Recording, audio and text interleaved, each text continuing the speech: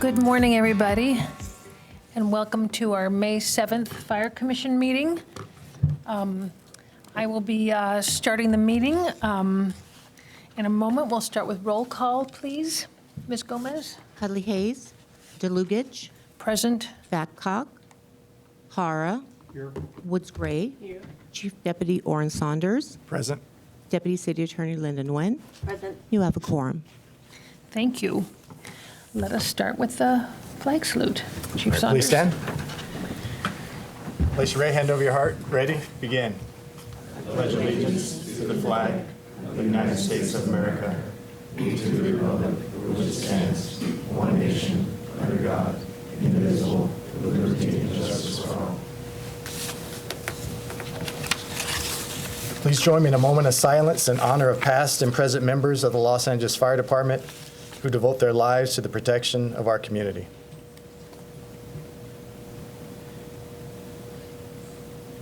Thank you.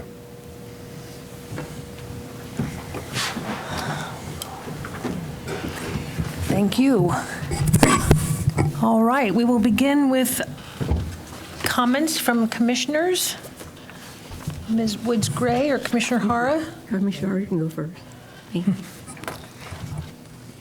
I missed the last commission meeting because I was at Woodrow Wilson High School for their formal inspection. And then after that, Commissioner Gray and Hudley Hayes were at, and I were at the graduation of one of the recruit classes, but that was indoors at Hodgkin. Mm-hmm. And then the following Monday, I was at the family orientation for the next recruit class, and also at Hodgkin. And then I attended the Youth Valley Fire Academy graduation event. That was at Troll Tower 81. And then I attended the memorial event for Jacob Huarte at Cottonwood Church. And then, for that reason, because of the memorial event, the formal inspection at Dorsey High School was moved to the following Thursday. So I also attended the Dorsey High School Fire Academy formal inspection. Thank you. You've been busy as usual. Thank you for representing us. Yes, yes. And I'm looking forward to this weekend. Oh, yes. Great. We'll hear about it next time. Ms. Woods Gray, Commissioner? I would like to offer my condolences to the family of a fallen firefighter recruit. I was not able to make the service, but my heart was with them. I wanted to acknowledge that the Dorsey High School has had a lot of publicity here recently, and one of the things that they had was the fire magnet in the news, and I was very excited to see that, the publicity for that particular program, and they have a lot of job-ready programs over there, it seems. But I was actually happy. I saw the culinary, and then I said, well, what about fire? And then there was fire. So I was really happy to see that highlighted on Channel 9, 2, and YouTube, I think. That's wonderful. Hopefully you'll get more young people interested in the fire service. Yes, that's why I like the publicity. Maybe it would help. Yes. Get more people to see it. Yeah. And to hear the young students speak about the program was I was very impressed with the students. Wow. Yeah, they are very impressive. Thank you. Thank you. Thank you. And before I turn it over to Chief Saunders, I just want to wish everyone a happy Asian American, Native Hawaiian, and Pacific Islander Heritage Month. This is a month where we celebrate the history and contributions that the API community has made in our country and throughout the world. So, happy day. And now I will turn over to Chief Saunders for the Chief's report. Great. I'll go over Fire Chief Crowley's events from April 3rd to May 6th. On April 4th, Chief Crowley attended the Recruit Class 23-3 graduation at Frank Hodgkin Memorial Training Center, where we had 35 recruits graduate. On April 15th, she attended Mayor Karen Bass's State of the City address. On April 18th, she attended the Firefighter of the Year luncheon. Captain 2 Richard Moody was well attended, a great function. On April 19th, she attended the LAFD paramedic graduation, where we had 17 new firefighter paramedics that graduated. On April 25th, she attended the Women's Management Academy graduation, where we also had 2 LAFD civilian members who were also graduated in that class. On April 27th, she attended the Valley Youth Fire Academy graduation at Drill Tower 81. And on April 30th, she attended the memorial services for Recruit Firefighter 1, Jacob Fuerte. From May 3rd to 5th, she attended the National Fallen Firefighter Memorial at Emmitsburg, Maryland. The fire chief accepted the role of flag presenter for the National Fallen Firefighters Foundation annual memorial service honoring 226 fallen firefighters. And on May 6th and 7th, she's currently at the World Fire Congress in Washington, D.C., where she was invited to participate in the 2-day event that establishes a global fire service leadership network dedicated to supporting and strengthening the fire service around the world. And those are the events for this time period for the fire chief. Wonderful, thank you. And now we will get a verbal report on significant activities for the period of April 3rd to May 6th. Good Chief morning. Gutierrez, good morning. Good morning, Madam Vice President, Commissioners, Chief Deputy Saunders, City Attorney Nguyen, command staff, and guests. My name is Stephen Gutierrez, and I have the privilege to serve as the Commander of Operations South Bureau. And this morning, I'm just going to take a few minutes and highlight an incident that occurred on April 30th at approximately 12:24, located right out the USC campus. This is a significant incident, but also very unique in nature, and I want to highlight a few things that our men and women did on this day that really showed not only the uniqueness of the way we train, the way we operate, but also the partnerships that we develop with several of our public and private partners. On Saturday, April 30th, like I mentioned, at about 12:24 p.m., LAFD Resources responded to a traffic collision under the command of Battalion 13, Battalion Chief Michael Flynn. First arriving resources found a traffic collision between an MTA Expo passenger rail and bus with a reported 3 potential injuries or patients on board. The continued assessment of this incident revealed limited extraction needs of the patients. However, they encountered several other very challenging and unique aspects of this incident because of its uniqueness. First was the rail line itself. Because of the overhead catenary system, or the electrical power, which has a supply of up to 750 volts, through a connected pantograph on the top of each car, there was an inherent danger not only to the patients but the firefighters on scene. Next, they also recognized the need to completely shut down the power to all the tracks in the area of operations as a vital concern. Second was the total number of patients affected, both on the vehicle, the bus, as well as the train, which can potentially hold up to 200 plus passengers, and the bus another 50. Third was the need to establish a unified command with unified objectives to clearly identify, triage, treat, and transfer all those patients affected. And finally, in this incident, really highlighting the uniqueness of the LAFD and its innovation was the advanced provider units, which all 3 responded to this incident. These units, as we know, are staffed by a nurse practitioner and or a physician assistant along with a paramedic, and was truly instrumental in this instance. They were able to treat and in place and release patients at the scene without, number one, drawing down on our paramedic rescue ambulances, without inundating local area hospitals, and then release these patients on scene with the appropriate care given and aftercare instructions. So in total, there was 55 patients that were identified, both on the train and on the bus. Out of that, 18 patients received treatment and were transported to local area hospitals. Again, this incident highlights not only the training, which is very extensive training of the LAFD members, but also the relationships that we've developed both with public and partner, and that being MTA officials, LAPD, LA County sheriffs, USC institution, police, and rescue, all of which work together to put together, along with our advancements, that provide the unique safety to the communities we serve in Los Angeles. And I'm available for any questions. Any questions or comments, commissioners? Just one question. The mats that went on the ground in different colors, was that the fire department that did that? Yes, ma'am. That was, as they triage each type of patient, they identified an immediate, a minor, and delayed area where they ushered those potential patients to those areas as they were being assessed and then eventually either transported or released. That was quite helpful because just from a visual view, I could see how many people were seriously ill, how many were going here, there, whatever. Thank you. Yes, ma'am. You guys are well-trained. Thank you. Yes. Okay, thank you very much. Yeah, love that coordination. Thank you so much. And now I believe we'll get a report on medical emergencies from Chief Shao. Morning. Good morning, Madam Vice President, Commissioners, Acting Fire Chief, Chief Deputy Saunders, Deputy City Attorney Nguyen, colleagues and guests. My name is Peter Shao. I'm Assistant Chief assigned to the EMS Bureau. I'm here to highlight an incident that occurred on May 5th at about 10:30 in the morning, where our Engine 28 and Rescue 87 responded to 8700 Lindley for two unconscious males lying next to the railroad tracks.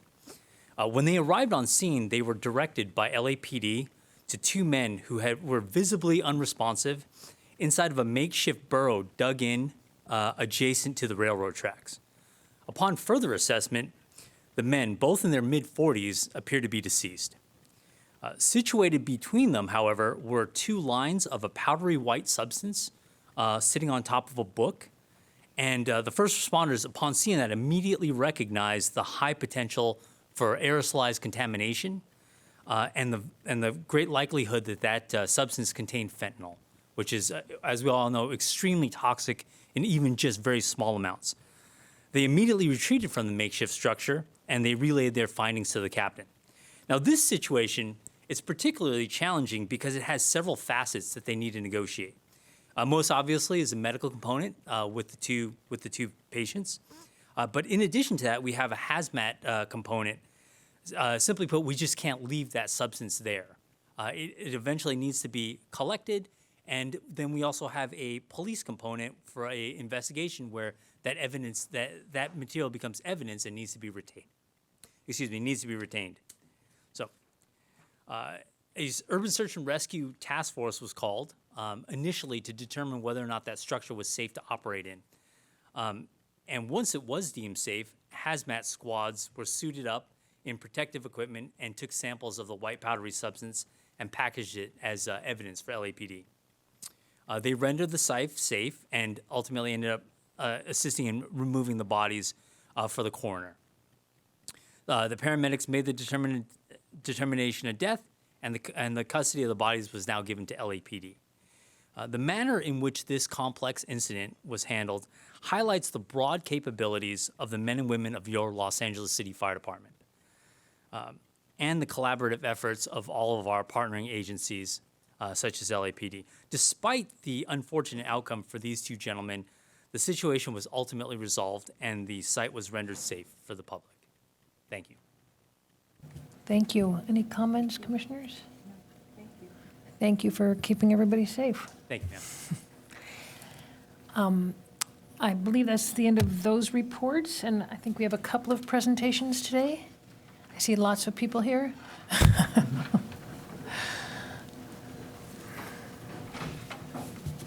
Good morning, Commissioners. Good morning. Good morning. Acting Fire Chief Saunders, City Attorney, LAFD, Administration, and honorable guests. My name is Eric Scott, Captain 2 paramedic, serving as the Public Information Officer. And this presentation that we have today is actually because of a local business owner that wanted to thank the LAFD for saving his business during a very significant fire. So before we begin, I'd like to ask our members to please go ahead and stand up, beginning with the business owner, Mr. Carabell. We have Assistant Chief Paramedic Louis Aldana, Battalion Chief Paramedic Patrick Leonard, and go ahead and please, it's more about you than me. Captain 2 Trevor Cooper. We have Apparatus Operator Ryan Thompson, Engineer Paramedic Scott Quasigro, Engineer Cody Krypton, Firefighter Keith Castillo, Firefighter Jose Gomez, firefighter Christopher Johnson, and firefighter Stephen Cancella. So just a brief rundown. This incident took place on December 16th, 2023, where we had more than 80 firefighters that tackled a large blaze at a commercial building in South Los Angeles, which is not that uncommon, but the fact that they prevented that fire from spreading to surrounding structures might seem routine to us, but it really hit home to the actual business owners in that area. So rather than me telling you all the details of the story, we're fortunate today to have veteran reporter Gigi Graciette with us and also her camera person Tony, but she actually saw the smoke nearby, self-dispatched, went there, and you'll see the story from her as well as the other neighbors who saw what transpired. Go ahead with the video, please. Corner from the fire, but you can still see the smoke, and firefighters were actually staged here. They just pulled out, but it was quite a firefight. Something done blew up. The smoke, even the flames, could be seen from miles. As a commercial building on East 59th near Central and Slauson in South Los Angeles went up in flames today. Trulina Reed, who works across the street, recording it all on her cell phone. The fire just was real big, and you just saw sparks and flames, and it just grew larger and larger. So you heard 2 explosions? There was 2 big, huge booms. LA City Fire joined by LA County firefighters as the fire threatened other buildings. A light wind sending embers in all directions, starting spot fires, including at this salvage yard on Slauson, where several cars now had fire damage to go with the rest of the damage they already had. The significant fire load, the column of smoke that it generated started leaning over in towards the wind, so it did kind of affect some of the neighboring communities for a bit. That fire load the assistant chief is referring to, textiles piled roof high. The building believed to be owned by a large clothing company. The lady that works there said that they saw like sparks in the wiring, and so when they shut off the lights, that's when everything just exploded. Hundreds of employees on the block getting out of their buildings just in case the fire continued to spread. Many of them rushing to help and make sure that those that had been working inside the burning building had gotten out safely. We were just trying to make sure everybody was okay, and then that it wasn't going to spread too fast this way. It was a lot of chaos. And the building where the fire started appears to be a total loss, at least on the inside. 2 other buildings were also damaged. Thankfully, no one was injured. As for how the fire started, that's still under investigation. But cause investigators were looking at the possibility it was indeed an electrical fire. In South LA, reporting live, I'm Gigi Graciette. Back to you, Susan. Thank you, Captain Kingsland, for playing that, and thank you, Gigi, for your reporting of that. Now it would be appropriate for us to share the letter that Mr. Carabell was kind enough to write to Fire Chief Crowley. I'll paraphrase, but this is what he said. I want to extend my heartfelt gratitude. Imagine your child going to school without a decent pair of shoes and socks, or a warm coat to protect them from the cold. Many families across the country struggle to be able to provide these basic needs. Well, the fire was textiles, so maybe that makes sense. He said, I would like to extend my heartfelt gratitude to the firefighters that responded to the warehouse fire on Saturday, which is right next door to my property. I must commend those courageous men and women who heroic 80 or more firefighters for responding so quickly. Just to watch those true professionals spring into action without hesitation at the obvious danger of the warehouse fully engulfed and possibly putting their own lives in danger to contain the fire and rescue anyone that may be inside. With the help of the robotic firefighting vehicle, the fire department was able to contain the fire to where there was minimal damage to my property. They saved my manufacturing warehouse where I employ longtime employees who will be able to return to work after the holidays. That alone always will have immeasurable gratitude and unwavering highest esteem for a job beyond well done. My family has been operating in the construction industry in the city of Los Angeles since 1944. This is why I was compelled to write this letter of thanks to you and your department that helped contain the fire that could have been so much worse. I must again commend them for doing a job well done. Under your continued leadership, I am confident that they will be even more exemplary men and women firefighters as there are now. So I think that says it better than any of us could. Let's give a round of applause to our members.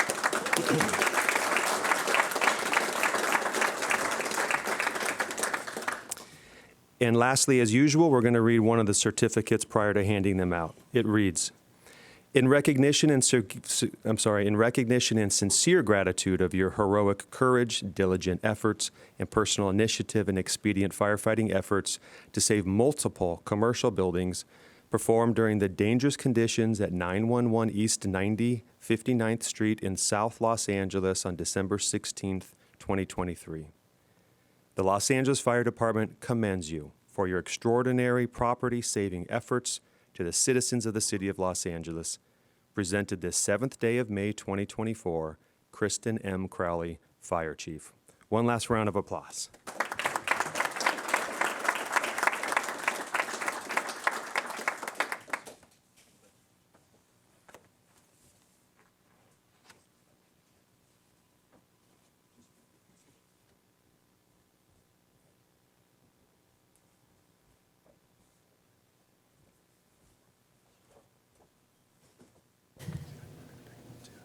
Yeah, I'm going to bring them up. And as we get ready to bring them all up, Assistant Chief, oh, that's right, Acting. So you're not assistant, you're whole chief. Acting Chief Saunders, sorry. Would you like to say a few words? Sure, I'd definitely just like to acknowledge all the company's actions at this structure fire. This incident is a testament to all the great work and all the efforts that our members showed to mitigate this incident. Thank you all. Other commissioners? Is this one station? No, several, right? And this Which is just some of the stations are companies there? that were at this incident. Which stations are there? Ma'am, this is predominantly Fire Station 33 in the South Bureau and also Fire Station 15, as mentioned, for a major emergency. About 80 or more for the actual peak of the 33 and incident. 15. Okay, thank you very much. Yes, thank you so much, and thank you to the business owner for taking the time to write that letter. I know we all appreciate our firefighters and paramedics, but don't always take the time to make that known. Should we all go up there, guys, or at least get out of the way of the background? Move from the background.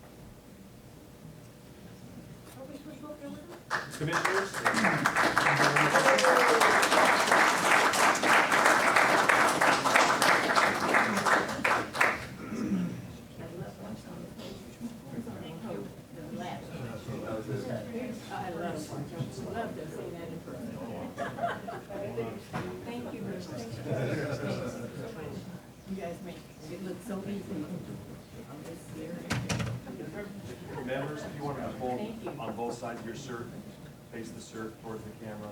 And commissioners, if you'd like to get in the middle. Commissioner Harvey, you want to slide in there too? Pretend you like each other. I'm not short, but I'm Everybody ready? 1, 2, 3.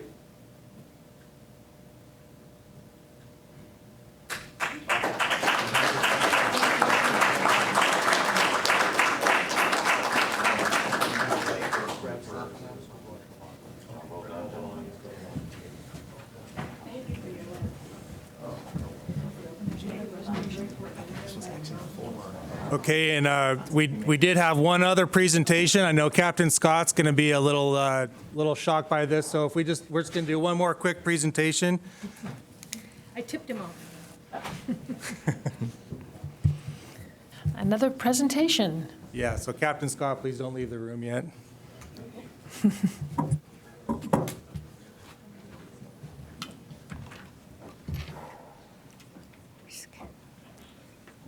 Okay, Madam Vice President DeLukic, Acting Fire Chief, Chief Deputy Saunders, City Attorney, LFD Administration, and honorable guests. My name is Adam Van Gerpen. I'm a Captain 1, proudly serving as a Public Information Officer.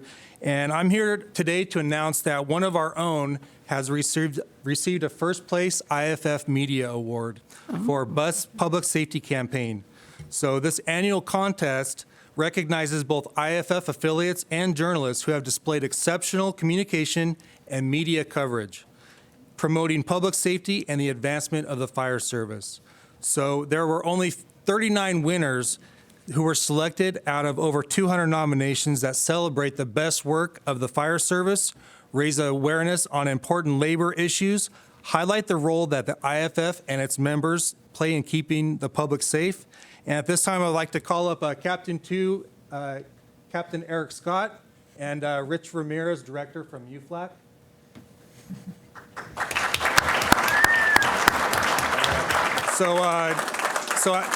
As I said, Captain Scott is one of 39 winners out of nearly 350,000 IFF firefighters across the United States and Canada.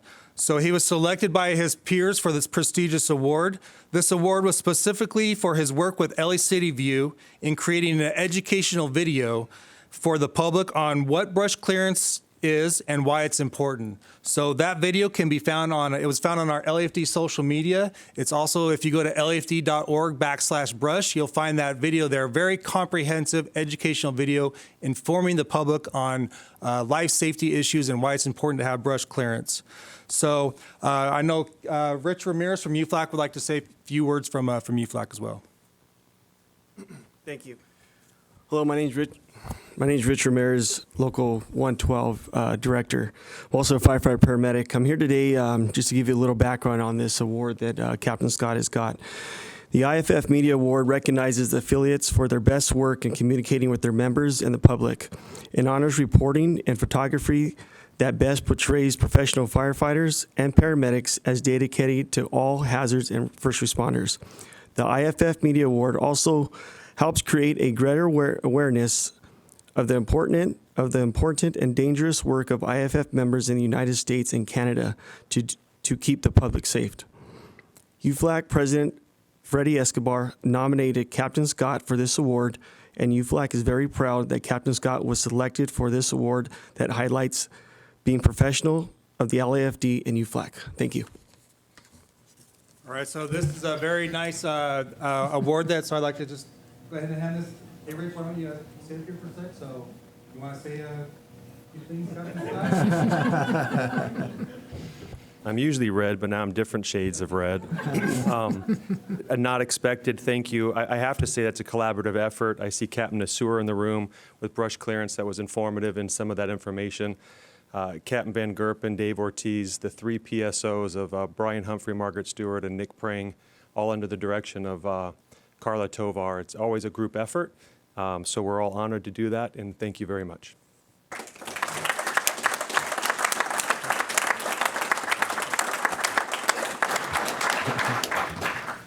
And I would, too, like to just acknowledge all the great work that Captain 2 Eric Scott does on a daily basis, going above and beyond, representing the Los Angeles Fire Department. Great job, and well-deserved. And I'm looking forward to watching the video and showing it to some of my neighbors. All right, I believe that, any more surprise presentations? All right, then that brings us to public comment, and let's bring Mr. Ramirez back up here. Rich Ramirez from Local 112, United Firefighters, Los Angeles. Where'd he go? There he is. Here he comes. Okay, you're up, Mr. Ramirez. Welcome back. Thank you. I appreciate that. As mentioned before, my name is Rich Ramirez, Local 112 Director, also a firefighter paramedic for the LAFD. I just want to bring attention to the Board of Fire Commission, Acting Chief Saunders, and everyone in attendance. Recently, there's a budget proposed to the LAFD, and it has a cut of $23 million. I want to bring this to attention because it affects our day-to-day operation, not only to our firefighters, our paramedics, but also to our civilians. The city is willing to spend over $1.3 billion on the homelessness. Although our firefighters and paramedics deal with the homelessness more than anyone in the city of LA, whether it's fires, medical calls, assaults, mental healthness, you name it, we're there dealing with them. But at the same time, they cut $23 million from our budget. We cannot respond to these incidents or any other incidents in the city with this kind of budget cut if they continue cutting us because of the tremendous effect it's going to cause on our civilians, especially downtown in our shops. I'm asking for the Board of Fire Commission to look into this and stand up for our members for LAFD. Thank you. Thank you. And we look forward to hearing more about the budget and what the next steps are in a meeting very soon. I don't think there's any other public comment, correct, Ms. Gomez? Okay, so we'll move on to the consent agenda items. And we have a number of them, including the status of LAFD projects, the status and disposition of matters referred to the City Council and committees and departments, a report regarding agreements with brush clearance, weed and refuse abatement contractors, automatic aid agreement between LAFD and Ventura, life safety repairs from the February 2024 winter rainstorms, and an automatic aid agreement between LAFD and the Beverly Hills Fire Department. And finally, a report about leasing cardiac monitors and ancillary equipment from Zoll Medical Corporation. Would anyone like to discuss any of these items or vote to move these items through consent? Madam Vice Chair, I would move that we approve item 5. A through G? A through G. And seconded by Mr. Hara. All in favor? Aye. Aye. That passes, so we will move along to discussion items, regular items. I'll just say at this point, we're going to continue 6C, the report regarding an amendment to an agreement with Firefighter Inspiration, Readiness, and Education, LLC, and we'll put that on our next or a very soon upcoming agenda. So we will first hear, so whoever's here for that can go if they would like.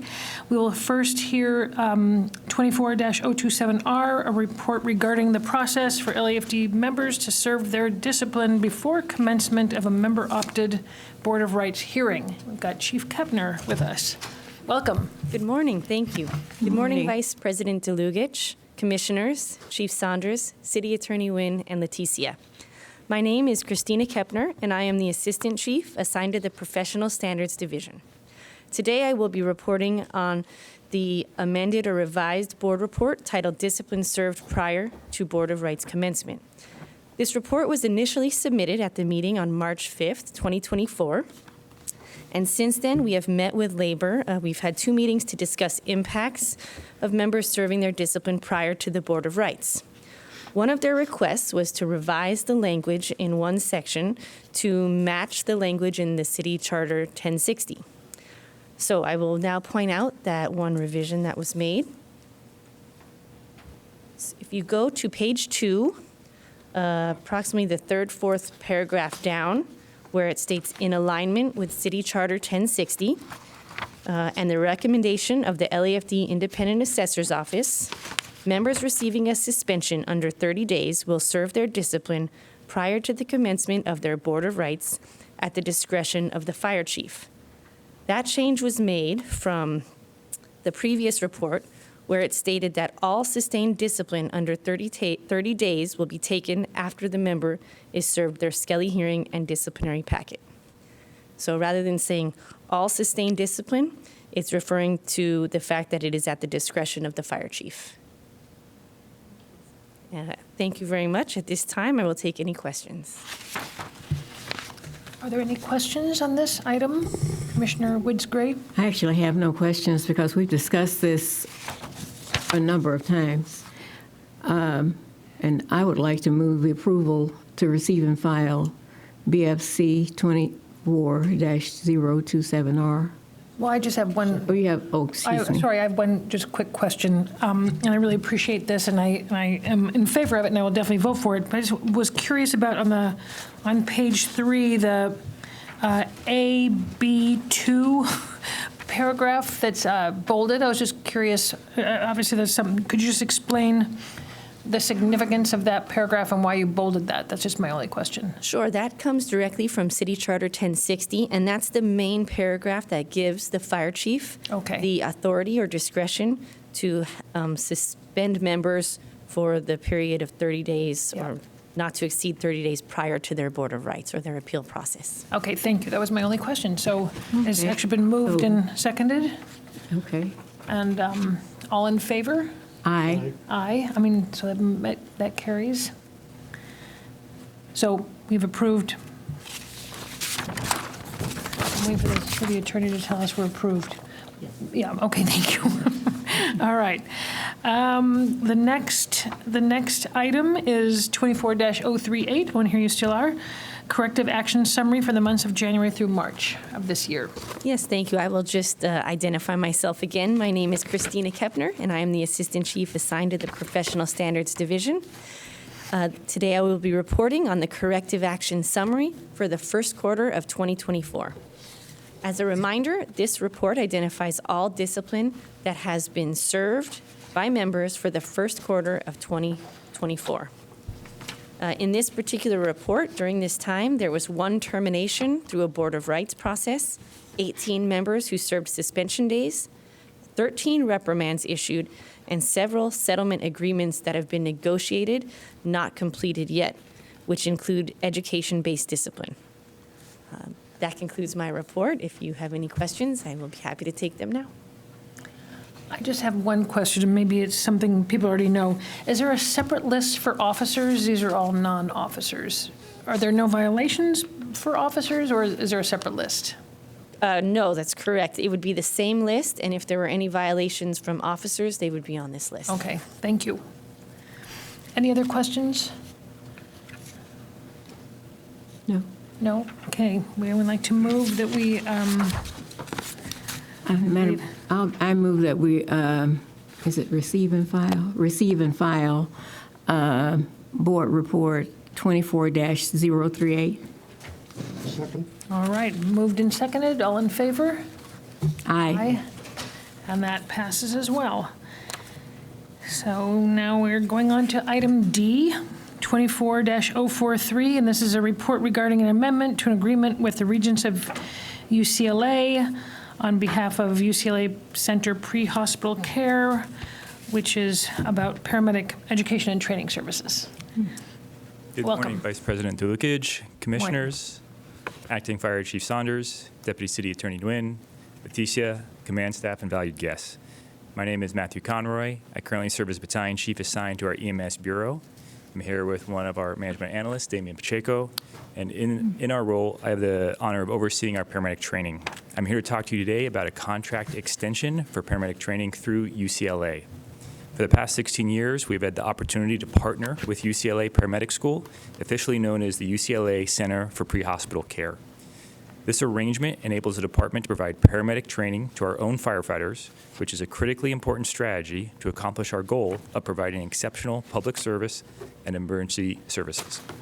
This arrangement also allows us to develop our future workforce by enabling LAFD cadets to attend paramedic school. Through our sponsorship, our cadets receive a position in the program and discounted tuition. This UCLA Paramedic School was the first accredited paramedic program in the nation and has always done an excellent job of supporting our members on their journey to become licensed, qualified paramedics. The contract amendment before you today effectively extends our existing contract for another 5 years. We respectfully request that you approve and authorize the Fire Chief to execute this contract amendment. Thank you all very much. Does anyone have any questions? Thank you. Any questions? I have a few. No. It's exactly the same contract that we've had for previous years. Yes, Well, ma'am. okay. It has an updated cost structure, and which with some minor adjustments, and it has an updated, the standard city provisions for all city contracts has replaced it. There was a new one in 2022. But in terms of the content of the contract that applies to us, there's no significant changes. And I don't have a problem with the contract, but I do have a couple questions. But Commissioner Hard, do you have any questions or comments at this moment? First, I would like to be invited to paramedic graduations, please. I learned there was one. I would have been there, so I think that's very important, and I would like to come. Yeah, we'll make sure that happens. Thank you. Thank you. I just wondered if, just a couple quick questions, because I have not been here in past years. This figure you give, $12,057, does that include backfilling for the paramedics when they're in school? Or does that not include that? No, Okay. it's not. That's just the cost related to training itself. Okay, so at some point I would like to know that. I know this is do you know what percentage graduate of our paramedics? Is there an average or? Yes, ma'am. Over the past 5 years, we have about an 80% success rate. It's quite similar to the drill tower. Oh, twice similar drill tower. Okay, thank you. And then, I mean, I am, as we discuss paramedics more, never mind, I won't ask that of you because that's not relevant to you. All right, so would anyone like to move that we forward this contract on? You raised a point that brought a point to my mind. I would like to know what we could do to make 80% higher. Yes. So maybe not at this time, but they could come back at another time. Or if you've got ideas now, we can hear them and then we can hear more. Unless you know the answer now. Yes, ma'am. I can answer that. So when we only send about 15 students at a time on average, each student represents 7% of the class. So even 1 or 2 students who are unsuccessful makes a dramatic change in the percentage. And this program is arduous. It's extremely challenging. It's the most difficult academic thing I've ever done when I went through it. And unfortunately, not everyone is successful. But what we do to support them, and the school does support them, is they do offer tutoring. There are office hours available every day after class, and they attend class 4 days a week. So on that 5th day, there's remedial and office hours available. And then what we also do to support our employees who go through this to help them be successful is when it comes to things like the skills testing, which is one of the most challenging parts, we use our EMS educators through EMS training to help prepare our students to be more successful in that testing. And then they go on and take a national test, which is also extremely challenging. One of the reasons we have embraced UCLA's program is because they have historically helped prepare students better than some of the other programs, and they have one of the highest passing rates in the country. So are you saying we need to provide more assistance, more tutoring, more, that would help to increase the number? I'm saying in my opinion, I heard that you're doing a lot of great things to help them, but only 80% are passing. Only 80% are passing, but I think part of that is inherent in the challenging nature of the program. Right. Is there, I know at the drill tower we give people a second chance or they can come back and do it again. Is there a way to identify earlier on that they're not going to make it and instead of spending the whole amount of money and backfilling them for the whole time, is there a way to identify sooner that maybe they need remedial something or other and then come back the following year or something like that? Yes, Madam Vice President, there is a process like that. If they, at some point throughout the process, are not being successful, what the school does is, at that point, there is some milestones they have to accomplish, and if they're not making adequate progress, they take a break and they retest to get back into the program, so they can resume where they left off after proving that they have mastered the material they should be mastering. Oh. And so how do you figure them in? Yeah, would they be counted in the next class if they do finish, or?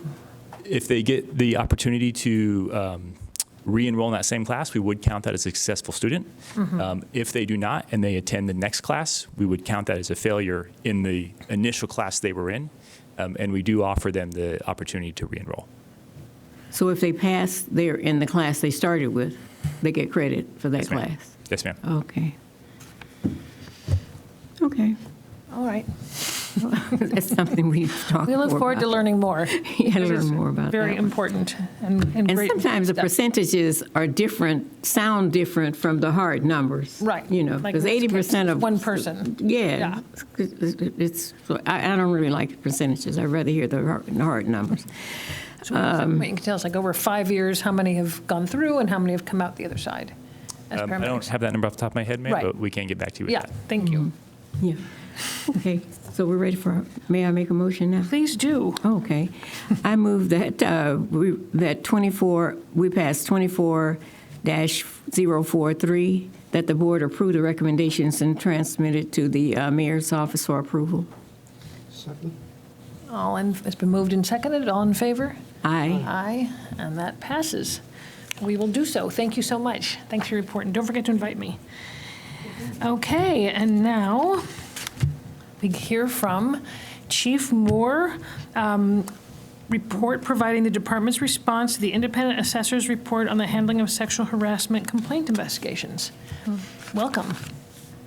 Good morning. Good morning, Good morning. Madam Vice Good President morning. Delugich, Commissioners, Good morning. Acting Fire Chief Saunders, Ms. Gwynn, Ms. Gomez, members of the command staff, members of the LAFD, and civilian members. And I'd like to bring special attention to a group of civilians that I personally invited from our personnel department who came to see the inner workings of the LAFD. And I think it's important to recognize the fact that they're here, because I think it's important to see how the fire department functions. And this is obviously the true inner workings of the LAFD. So thank you for being here. I really appreciate it. We'll have them stand up, Where are please. Please stand. Welcome. Thank you. I also The think LA City Fire Department, personnel. they're LAFD department. personnel, yes, Okay. ma'am. And I think it shows their commitment to our organization. And I also would like to give them a special thanks because they just got done through the certification process for the Captain 1's examination. And I know how rigorous it was and how much time it took for them to go through that process. So thank you very much, all of you. Well, thank you and welcome. Thanks for inviting them. Well, as I said, good morning. I'm excited to be here. I am Deputy Chief Jamie Moore, assigned to the Equity Bureau, Equity and Human Resources Bureau. I'm here to report back and provide an update on the LAFD's response to the independent assessor's report on the Los Angeles Fire Department's handling of sexual harassment complaint investigations. And bear with me, as my report back might be a little lengthy. It does cover a lot of different areas within the Los Angeles Fire Department. It highlights a lot of the great work that we've done towards diversity, equity, and inclusion within our organization. At the Board of Fire Commission meeting on November 21st, Mr. Eisen, the independent assessor, presented a report on this investigation conducted by Mrs. Sue Stengel, our previous independent assessor. At that time, the board requested regular updates on the department's progress and comprehensive plan to address the issues that were identified. Those issues included misconduct not being reported because of complaints, witnesses feared retribution, witnesses didn't want to get involved, and members were being discouraged from reporting. Supervisors were not being held accountable for failing to stop and prevent misconduct. It found that conflicts were not being effectively managed. Women were being held to a different standard, in many cases a higher standard than the other members of the Los Angeles Fire Department. Racist and sexist comments were being made without censure. Several case reviews revealed shortcomings in our investigations. Fire stations were not being treated like workplaces, rather houses or homes, and our members were being considered family. The findings also showed that newer members, women, and members of color were disproportionately impacted. You all have before you the response to the independent assessor's report on behalf of the fire chief, which includes action items that have been implemented and are currently being worked on by the Equity and Human Resources Bureau, the Professional Standards Division, PSD, and the Training and Support Bureau, TSB, in response to this independent assessor's recommendations. In regards to the equity policy, members of the Equity Bureau have met with the staff of the city's Workplace Equity Office to discuss the uniqueness of LAFD's work environment. What they found was that the city's workplace equity policy was vetted by all city unions and is the legal document for workplace equity in the city of Los Angeles. That being said, the LAFD can add specific language focusing on the uniqueness of LAFD work environments. But we are not allowed to remove any of the language or sections in that city's policy. The city's workplace policy is a comprehensive document that covers all workplace areas. The policy speaks directly to item G of the Independent Assessor's Report, which states that fire stations are not treated like traditional workplaces, rather houses or homes, and members are considered family. The city's workplace equity policy should actually replace the LAFD's Discrimination Prevention Policy Handbook, often referred to as the DPPH, because it's so comprehensive and is actually the most current document. The DPPH was written in 2008, and it's essentially behind the times. The city's equity policy addresses things such as hazing, microaggressions, abusive conduct, bullying, retaliation, amongst many other categories. Our plan in the Equity Bureau is to do a careful analysis of the Discrimination Prevention Policy Handbook and the city's equity policy to ensure there are no gaps, and if there are any, we plan on addressing them. In the area of training for our members, TSB has created a leadership development series to provide leadership training and mentoring to all members, from the newest recruit to the recently appointed chief officers. The courses are designed to be delivered progressively, following a lifelong leadership development approach to systematically ensure individual members' their leadership development as they navigate through their careers into various positions and ranks. The training will consist of a combination of in-person and online training. The department has also taken a 4-phase approach to providing this training. The department delivered the first phase in the form of an online workplace environment leadership training. We called it WELT. It was done for all members, and the training specifically addressed workplace environment, reporting misconduct, and the importance of confidentiality, and was aimed at promoting a professional work environment. That training, as I said, has already occurred. Phase 2 occurred last week with members participating in a Train the Trainer course on workplace environment leadership training, and TSB is in the process of determining if we're going to need to train additional cadre of officers before delivering this training to the field. A survey was sent out to measure the effectiveness of the training. The metrics obtained from that survey is going to help the Equity Bureau and TSB measure the success of the training program and identify areas where we can improve before we actually deliver it to the rest of the department. Phase 3 is going to involve training from the International Public Safety Leadership and Ethics Institute. I encourage you to take a look at their website. It's rather informative, and it's pretty amazing the areas of the world that it touches. It's often referred to as IPSLE. This is a 40-hour training that will be delivered in June of 2024 when the probationary class returns to Joel Tower 81 for their 12-month training. Phase 4 is directed towards the final phase of this leadership series and involves the department's Leadership Management Training Institute. This executive leadership development program will involve a 4-week, 4 to 5 days a week program where participants will learn leadership principles and concepts. The department is currently working in collaboration with the University of Laverne and also East LA College. TSB has recently begun discussions with the University of Southern California and the University of Washington to assist with the development of the coursework and the materials for this program. To address the issues related to PSD investigations, PSD has selected a chief special investigator with a law background who has experience conducting and reviewing police department equal employment opportunity issues, workplace investigations. Unfortunately, this position went through the prioritized critical hiring process and was eliminated for budgetary reasons. PSD's fire special investigator, Kevin Rogan, has been in the acting CSI position for approximately 2 months. His knowledge and experience in investigations and EEO issues allow him to provide in-house training in the department's PSD investigators.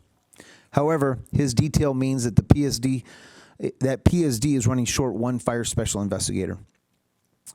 PSD is currently working with an outside vendor, Spruce, to develop an entirely new complaint management system.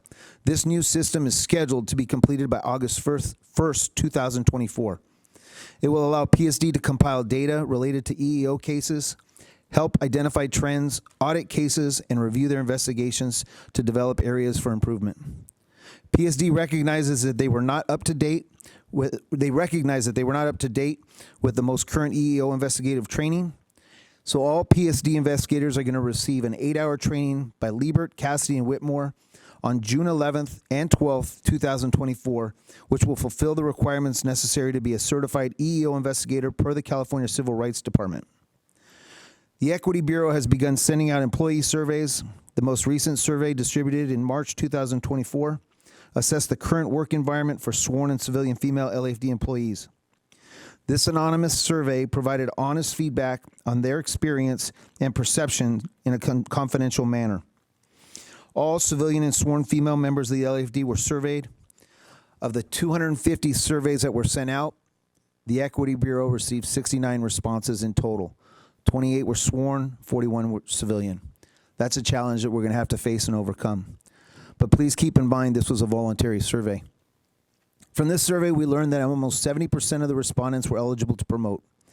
42% plan to seek promotion within the next 5 years. 23% do not plan to seek promotion, stating work-life balance concerns, their satisfaction with their current position, or perceived and or experienced barriers to their promotion. Almost 9% stated that they did not want to seek promotion due to planning to become pregnant, and 7% felt they lacked support and mentorship. From these results, the Equity Bureau has reached out to the Los Angeles Police Department and city personnel to provide access for LAFD civilian members to courses on professional development until we develop our own civilian courses and they're established and running. The information we received highlights the unique dynamics of a non-traditional career, the current work environment, available positions, and family commitments that often challenge female employees, which was also highlighted in the Deloitte study in the city workplace assessment. We will continue to work towards providing courses for professional development and mentorship for all members, both sworn and civilian.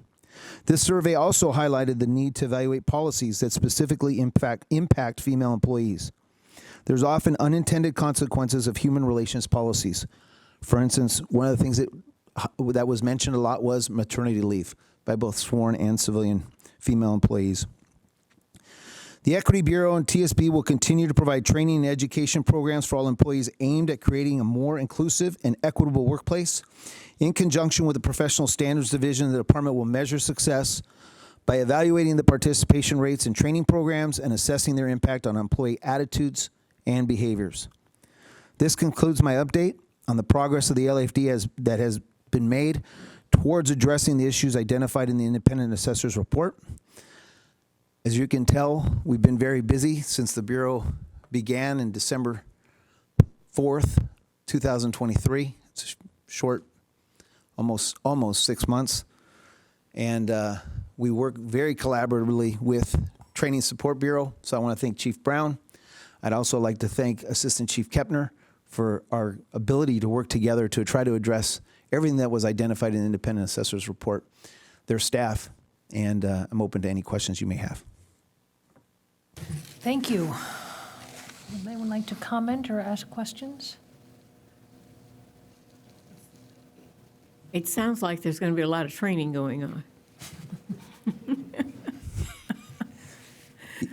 To say the least, yes, ma'am. Following the training, how do you what's the accountability rule? How do you make sure that the training is carried out and works? Well, we're doing several things. We're surveying the members after the training has been delivered. We're looking at the behavior changes within our organization. We're working with PSD to see if we have an impact in complaints, if any. And then we are also surveying our both sworn and civilian members as to training and attitudes that they feel are necessary in the field. So it's a perfect example is a survey that was sent to the 250 female employees. Is there a concern? And when it's an anonymous survey, we feel that we're getting very candid information, very honest feedback. Our challenge is building that trust so that we get more than that limited number of responses back when we survey as many as 250 people. Mm-hmm. That's my only question about the training, because having taken a training recently, I thought it was great training, but I still said, wow, if everybody does what's in this training, we wouldn't have these problems. I'd be out of a job, ma'am. So it's like, how do we make them accountable once they take the training? It's great training. Okay, thank you. Thank you. And I believe we're going to hear more about the training from Chief Moore No. Yes, Yeah. Assistant Chief Moore will be delivering a report Right. back on some additional Right. training that's taking place. We work very closely together. Right. Unfortunately, he couldn't be here today. That's what I've heard. I have some questions, and thank you so much for your very detailed report. I believe you report a lot more than is in this report that we received, so I couldn't catch all of it, but I do have a couple of specific questions. So what are we going to do about this chief special investigator position that was not, I know you said somebody's taking the place, and I tried to write it down, somebody Rogan? Yes, so we do have someone detailed there, and he's in an acting position. I'll leave it to Chief Kepner to give you Okay. in-depth responses to what they're going to do about the position. Okay, thank you. Hi, Assistant Chief Christina Kepner, Professional Standards Division. Actually, first, I'd like to introduce Kevin Rogan, who's in the Acting Chief Special Investigator position. If you could please stand up. Okay, This is, welcome. Thank you. Commission. So yes, he has been acting for a couple months now. The position was initially deleted. I know that the fire chief and Chief Saunders are fighting for it to get back in the budget. So I believe they've had several steps already and are still in the process for fighting for that specific position, and he may be able to update more on that. Yeah, we're going through the budget process now, the formality. So we had budget hearings last week where we introduced budget add backs for the department.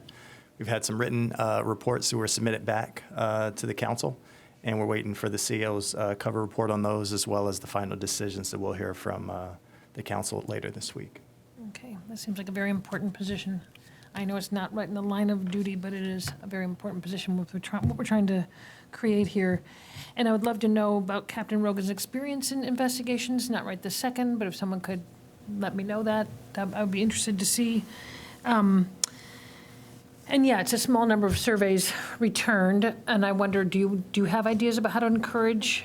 And this was only to women, you said, right? The 250 surveys were just to women, civilian and sworn employees? Yes, that was to the women, both sworn and civilian. Right. I think the biggest hurdle that we have to overcome is building the trust and people actually acknowledging that they are anonymous. Mm-hmm. And part of that was creating a equity bureau email address and using a system that didn't track their emails back. And I think once our employees started realizing that it really was anonymous and it wasn't going to, because it was very personal as to what their aspirations are within the organization. And that might have even been a challenge for getting the number of responses that we ideally wanted to get back, was that it was so personal. But we did it in order to gather information for Councilmember Rodriguez in CD7. Some of the, she had made a council motion in regards to female employees of the Los Angeles Fire Department and their aspirations out of concerns that she may have within the organization. And that's why we did the survey, was to be able to gather information, to be able to provide information to her. And so I think it's just important to build that trust, and we'll continue to send out surveys. We just sent out another one to all civilian employees, asking them as to what types of courses they'd be interested in. And that's in our development for our civilian professional development program. And we also asked if they'd be interested and they could volunteer to be in part of the delivery and also development of our professional development series. Thank you. And because it seems like about two-thirds of the respondents were civilians. That's my basic math of the 69. So it's, I mean, that, I think, says something, that civilians are more comfortable returning the surveys than sworn. So that is a flag. Of the 250 women, how many are civilian and how many are sworn? Do you know that number? Yes. And you're absolutely right. It is a red flag. And part of that is the change in culture, as Commissioner Woods-Gray mentioned. Changing the culture where our female sworn members are encouraged to provide feedback by the male members, where they don't feel any retribution. And that will just be through training our members to be more inclusive. Right. And so I think once we start seeing that, we're going to see larger numbers in the responses. I mean, I think as Commissioner Woods-Gray asked, what are our indicators? I think that's going to be one of our indicators. Right. In regards to the number of took the survey, it was, give me one sec, I'll read it to you. 28 sworn and 41 civilian. And 28 sworn responded back, 41 civilian, for a total of 69. Right, no, I'm sorry, I meant of the 250 women you surveyed, how many of those are civilian and how many are sworn? Do you have that Oh, number? I don't have that number. Okay. That's okay, you in can give front it of to me. me later. Yes, Okay. I'd be happy to give it to you. Okay. And you're right, I did give you more than what's in your report back, because when I wrote that report back, that was the initial response. This was an update as of yesterday afternoon, everything that's been happening within the Los Angeles Fire Department. Okay, I mean, great. I'm really glad that there's so much movement, and I really appreciate it. I'm really glad Spruce is up and running, or will be up and running. Will be, yes, ma'am. Do you know when you expect that? Maybe there's a Chief Kepner question. When you expect that system to be up and running? I know that was a big issue with people like handwriting and categorizing complaints every which way. So do you know when that will be up and running, that new system? Yes, we actually started the project working with Spruce and ITB in December of 2023, and it should be completed by August 1st of 2024. So we've been working diligently in the development of it. So in the next month or so, we should be able to test it with our subject matter experts and then have it ready by August 1st. Great. I mean, this is great. I think there's been a lot of, did you want to say something, Acting Chief Saunders? So a lot of work's gone behind the scenes. I know Chief Moore and I, and a lot of focus groups and using and talking with our stakeholders. I think it's been a collective effort as we look at all the different milestones and all the roads ahead that we need to get to where we need to be. I think it's very encouraging. I'd love to hear more soon. I mean, it sounds like things are happening all the time. So, and I know also that President Hudley Hayes is very, very, very, very interested in this issue. Do you think, Chief Moore, that we might be able to get a report another month to get an update, or when do you think makes sense to hear more? I was planning on giving it a little bit of time, and maybe in June I could come back with another report with another update as to where we are from this point forward. Great. Maybe our second meeting in June, so it's a little more than a month? That sounds good to me. Okay. All right, we'll be in touch about that. Thank you. Thank you very much. Any other questions or comments? Would anyone like to move this report? Madam Vice President, I move, receive and file the report for 24-044. Second. Moved and seconded, all in favor? Aye. Aye, and that passes. Thank you. Thank you so much. Thanks for your great work, and thanks for all your folks who are working on it. And I think that brings us to the end of, oh, does it not bring, wait, sorry. Oh, I'm sorry, verbal report, yes, sorry. Okay, hi, Chief Dixon. Good morning, Vice President, Commissioners, Chief Saunders, staff, and guests. My name is Tyler Dixon. I'm an acting deputy chief with the pleasure of serving as the chief of staff.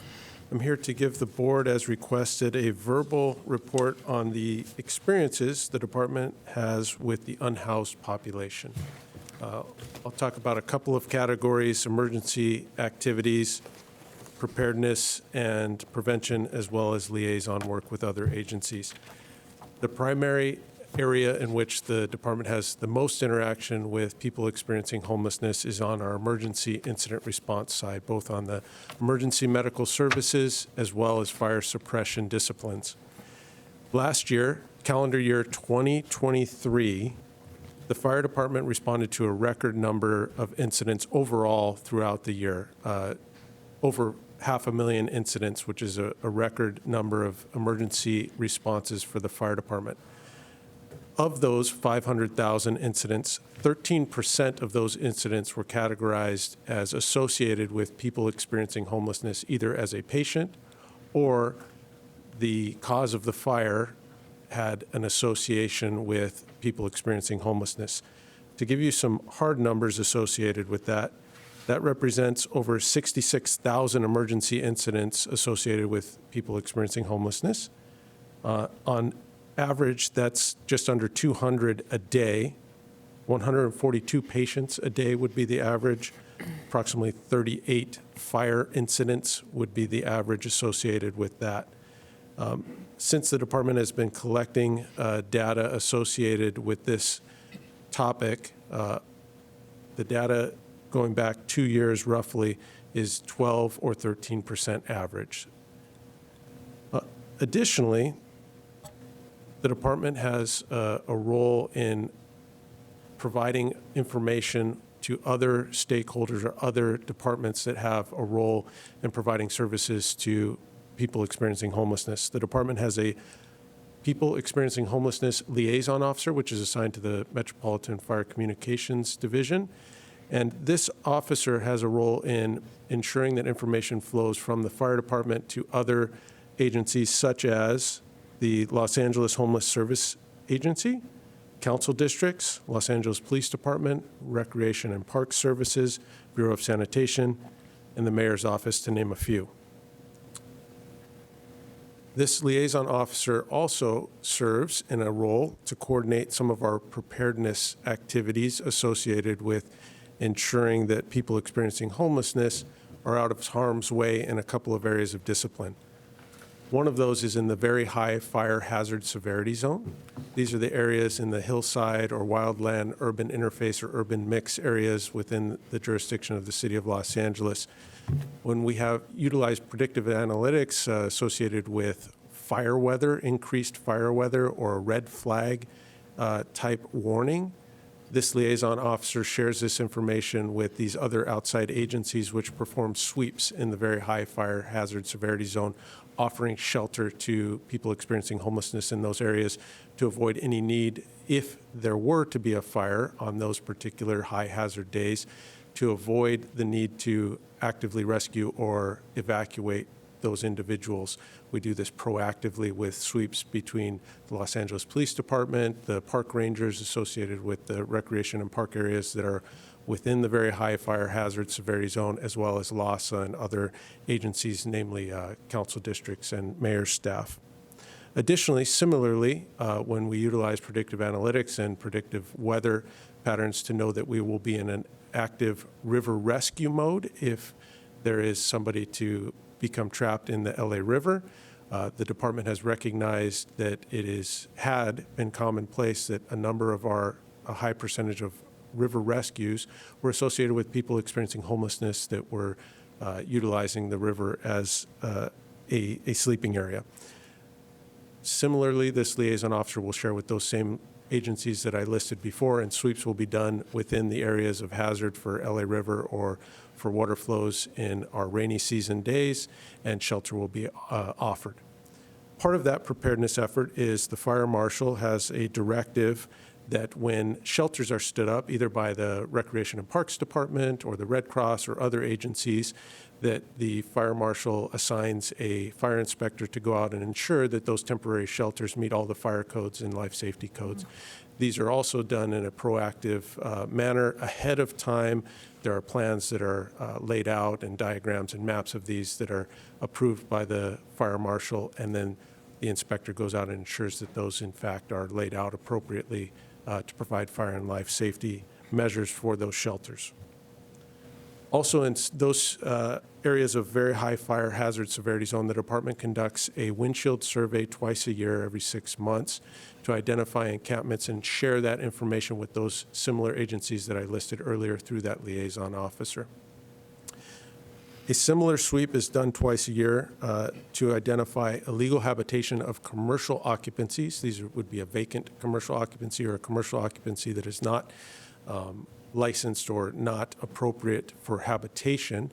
Our fire companies conduct a windshield survey again twice a year, sharing information with the fire marshal's office as well as building and safety for any of those types of structures that are not within the fire or building code for illegal habitation.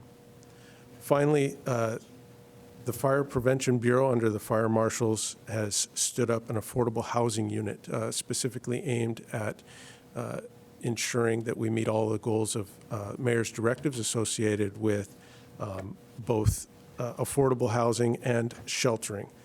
This unit has been stood up and is staffed by a fire captain, 3 inspectors, and 2 fire protection engineers serving on the plan checks discipline of the fire code. This unit also works collaboratively with the mayor's office to ensure that we meet timely goals for our plan checks as well as inspections of these types of facilities. As you note, the 66,000 incidents that the fire department responded to last year associated with people experiencing homelessness is a contributing factor to the increase in incidents that the fire department has responded to. Again, 13% of the 13% of the over 500,000 incidents that the fire department responded to last year, which represents a 55% increase in emergency incident response over the last 14 years. I'd be happy to answer any questions. Thank you so much. Commissioner Woods-Gray is here. How do you make contact with the liaison officer? And who is that? Is that one person? There's a liaison officer. It's a Captain 2 assigned to the Metropolitan Fire Communications Division, and that officer is on call and serves as that point of contact to bridge all information from the fire department to the outside agencies. And that is a person that is known to members of the fire department and accessed through phone call or through email to that individual. Oh, okay. I'll talk with you personally. I'd like to meet that person and get more information from him. Yes, ma'am. Any other questions, Commissioner Hara? Or I didn't know about the affordable housing unit that exists, so that's interesting, and that's mostly about plan checks and inspections. You said to make sure that the shelters and affordable housing are meeting code and not just some slapdash something or other. That's correct, ma'am. They serve in the Fire Development Services section, which is responsible for both plan checks and inspections of new construction or remodeled construction. And that particular unit focuses on the affordable housing as well as the shelters. And so is that all those inspectors do, or is that part of their larger job, or is that like they're dedicated to that unit? We keep them quite busy with that discipline. Okay. If they do have any free time in their day, there is plenty of work for them to do in the fire service development section for plan checks outside of affordable housing and sheltering. But as you can imagine, with the mayor's directive, executive directive associated with responding to the homelessness crisis, that unit is quite busy. Where is the affordable housing unit located? They serve under the Fire Development Services section, and that is located at Fig Plaza. City Building. Yes, ma'am. Okay. I realized that there were a lot of things that you guys were doing that may not have been checked off by anybody else in any other department anywhere. But these kinds of things also require extra time, extra funding, extra bodies to, it's not your regular firefighting inspection type services. So those are things that can be taken into consideration when you're expanding the budget or cutting the budget to say, well, what about all of the other things that they're doing that haven't been talked about, may not have been budgeted before in a certain way, but need to be accounted for because dealing with the unhoused is an extremely important issue in the city, not only to the mayor, but to all of the citizens in the city. So, and that's very important. Thank you very much for the detailed report. And thank you for raising this, Commissioner Woods-Gray. I know that you've been asking about this, and it's important that we keep hearing about it. I was very interested in what they do. I knew that I've heard several of them say they did something here, something there, but to come together to see fully what do they do. And that's like a whole nother department within the department, within the fire department. That's not actually a department, but it has the same responsibilities and accountabilities, and funding has to be spent to support the services that they provide. Yes. So it's really like another whole unit that Chief Perez makes work somehow. And if there are ways that you all can think of that the commission can be of help, please do let us know. Yes, ma'am. Thank you for that segue. There are two items off the top of my head that the commission can be aware of. Our needs associated with the report I just gave. The fire department asked for additional field resources in this year's fiscal budget, including advanced provider response units, fast response vehicles, as well as additional rescue ambulances, both paramedic and EMT. And those resources, while they are obviously available for all types of incidents, in particular of note, the advanced provider response units and the fast response vehicles, as well as the ambulances, would contribute to our ability to respond and mitigate the over 66,000 incidents every year associated with people experiencing homelessness.